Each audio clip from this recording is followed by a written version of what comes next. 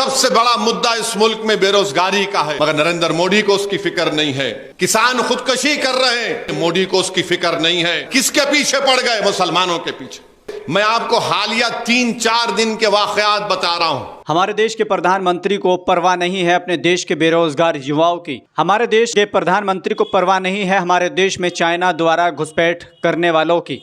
हमारे देश के प्रधानमंत्री को परवाह अगर किसी की है तो फूलते फलते मुसलमानों के और उनकी जायदाद। प्रधानमंत्री मोदी को अगर परवाह है तो हमारे देश की मुस्लिम महिलाओं की।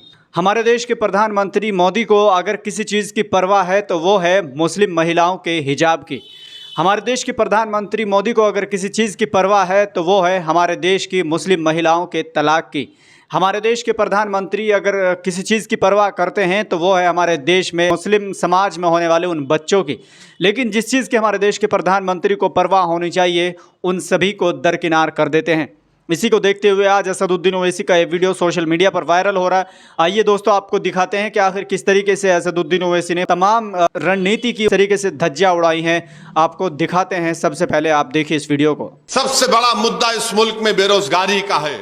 चाहे हिंदू हो, मुसलमान हो, ईसाई हो, दलित हो, आदिवासी हो, अपर कास्ट हिंदू हो, कोई भी हो, वो नौजवान के पास रोजगार नहीं है।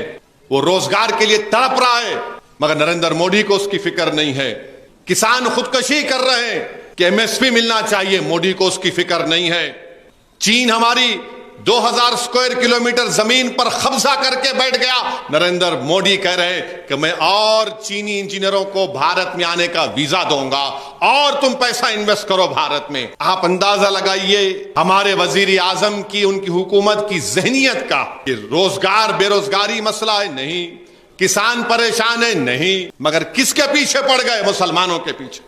और कैसे पीछे पड़े? इस वीडियो में आपने देखा कि किस तरीके से असदुद्दीन ओवैसी ने प्रधानमंत्री मोदी के किसानों की परवाह नहीं है उस बयान को लेकर प्रधानमंत्री द्वारा लाए गए तमाम कानून, चाहे वो 3 तलाक का हो, चाहे वो यूसीसी का हो, फिर चाहे वो अपने देश में वक्फ बोर्ड की संपत्ति पर नाजायज़ कब्जा, इन जैसे तमाम कानूनों को लेकर एनआरसी, CAA के कानून को लेकर असदुद्दीन ओवैसी ने एक बार फिर से सरकार को ज़बरदस्त तरीके से फटकार लगाई है, खासकर प्रधानमंत्री मोदी को सुनाई है। अभी तक वो तमाम किस्से, वो तमाम मॉब लिंचिंग, वो तमाम हत्याकांड जो आखिर मुसलमानों के साथ किए जा रहे हैं, मुसलमानों के साथ जो भेदभाव किया जा रहा है, उसको लेकर असदुद्दीन ओवैसी ने क्या कुछ कहा है, आइए आपको सुनाते हैं।